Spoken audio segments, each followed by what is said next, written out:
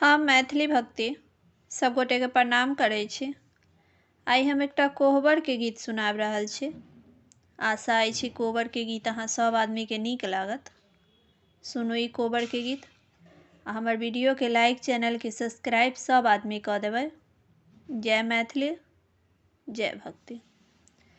सावन के महीना गरमी बड़ा जोर, कोहबर घर में सी लगा दो राजा मोर। सावन के महीना गरमी बड़ा जोर, कोहबर घर में सी लगवा दो राजा मोर। कोहबर घर में एसी लगवा दो राजा मोर। एक ताही जान मारे गर्मी के दिन माँ, दोसरा ही जान मारे मच्छर बेईमान माँ। एक ताही जान मारे गर्मी के दिन माँ, दोसरा ही जान मारे मच्छर बेईमान माँ। पटना से मच्छरदानी, पटना से मच्छरदानी मंगवा दो पिया मोर।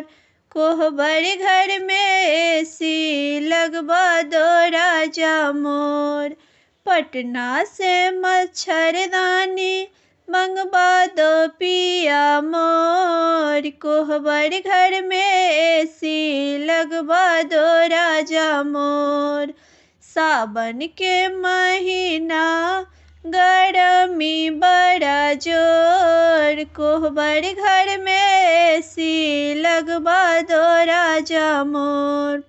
एक ताही जान मारे आखरा महीना, एक ताही जान मारे अखाड़ के महीना। दोसरा ही जान मारे मेघ बेईमान माँ। दोसरा ही जान मारे मेघ बेईमान माँ।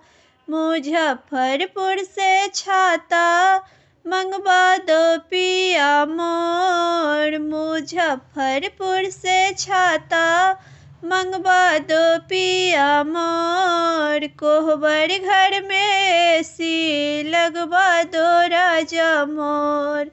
कोहबर घर में एसी लगवा दो राजा मोर। सावन के महीना गरमी बड़ा जोर, कोहबर घर में पंखा लगा दो राजा मोर। कोहबर घर में पंखा लगा दो राजा मोर।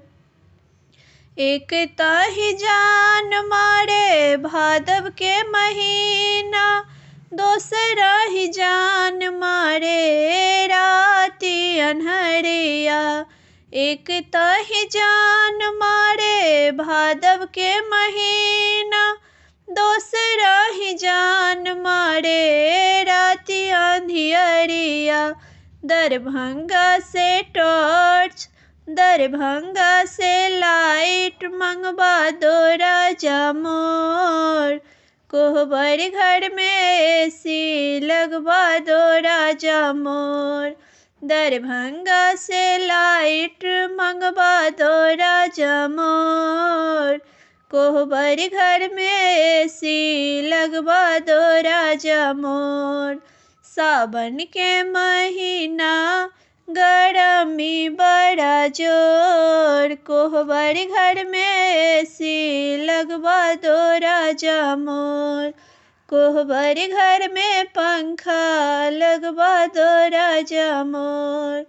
कोहबर घर में कूलर लगवा दो राजा मोर।